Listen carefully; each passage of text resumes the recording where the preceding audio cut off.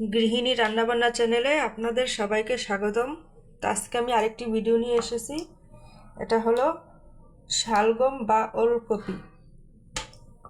তো এই শালগম দিয়ে আমি টাকি মাছ রান্না করব। তার জন্য শালগম আর আলু একটু ভাপিয়ে নিয়েছি। মাছটা আমি ভালো করে ধুয়ে নিয়েছি।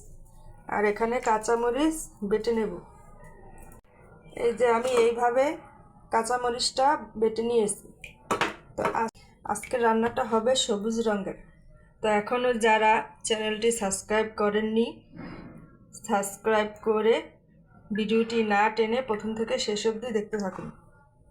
এখন আমি এই মাছগুলো হলুদ লবণ মেখে ভেজে নেব। কড়াই গরম হয়ে গেছে, সর্ষে তেল দিয়ে দেব। তেলও গরম হয়ে গেছে, লবণ হলুদ মাখা মাছ দিয়ে দেব।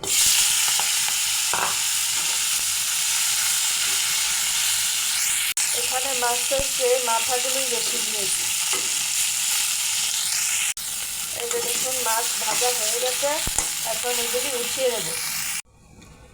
আর একটু তেল দিয়ে ফোড়ন করে নেব। তেজপাতা, গোটা জিরে, ফোড়ন ভাজা হয়ে গেছে, ভাপানো শালগম। এই রান্নায় এক্সট্রা কোনো মশলা লাগে না, ধনে পাতাতেই রান্নাটা বাজিমাত করে দেয়। শালগম আলুটা আমি একটু ভেজে নেব। এখানে যে ধনে পাতা নিয়েছি, এই ধনে পাতার সঙ্গে একটু জিরা দিয়ে বেটে নেব।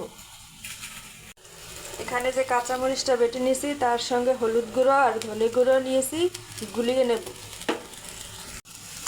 এই যে দেখুন শালগম আলু ভাজা হয়ে গেছে, এখন গুলে রাখা মশলাটা দিয়ে দেব।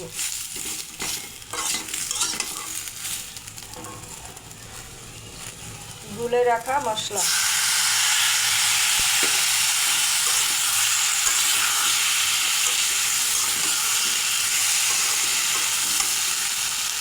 পরিমাণ মতো লবণ দিয়ে দেব।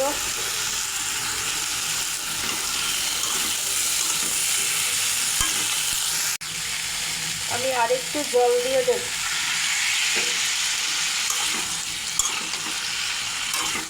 এবার ঢাকনা দিয়ে ঢেকে ভালো করে এটা কষিয়ে নেব। এখানে আমি জিরা আর ধনেপাতা নিয়েছি, একসাথে বেটে নেব।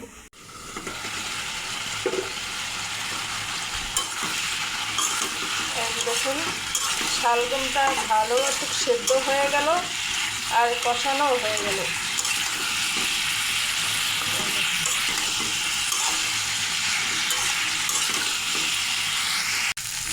বন্ধুরা, এই রান্নাটা যেরকম সহজ তেমনি তাড়াতাড়িও হয়ে যায় আর খেতেও খুব দুর্দান্ত লাগে। তা আমি রান্না করছি বলে বলছি না, আপনারা একবার এভাবে রান্না করে খেয়ে দেখবেন, সত্যি অনেক ভালো লাগে। শালগম আলু ভালোভাবে কষানো হয়ে গেছে, এখন গরম জল দিয়ে দেব। আমি সবসময় গরম জল দিয়েই রান্না করি।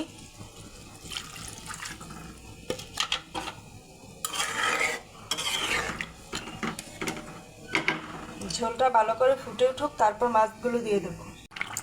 এই যে দেখুন বন্ধুরা, ঝোলটা ভালো করে ফুটে গেছে, এখন ভেজে রাখা মাছ দিয়ে দেব। আমি আজকে টাকি মাছ দিয়ে রান্না করেছি, আপনারা যে কোনো মাছ দিয়ে এভাবে রান্না করে দেখবেন, ভালো লাগে।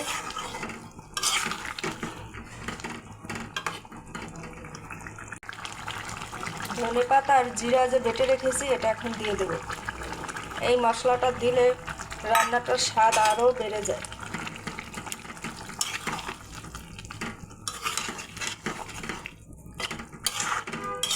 আর দেখুন রান্নাটা কিরকম সবুজ সবুজ হয়ে গেল।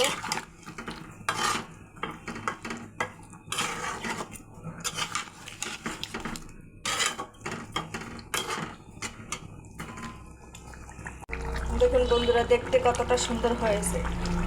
তো এটা খেতেও কিন্তু ভালো লাগে, রংটাও কত সুন্দর সবুজ হয়ে গেল। আর একটু ঝোল ফুটিয়ে আমি এটা নামিয়ে নেব। এই যে দেখুন বন্ধুরা, আমি তরকারিটা নামিয়েছি, আপনারাও শালগম থাকতে থাকতে এভাবে রান্না করে খেয়ে দেখুন, ভালো লাগবে। তো আমার রান্নার ভিডিওটি কেমন হলো কমেন্ট করে জানাবেন আর লাইক শেয়ার করে দেবেন। তো এই পর্যন্তই, সবাই ভালো থাকবেন, সুস্থ থাকবেন, নমস্কার।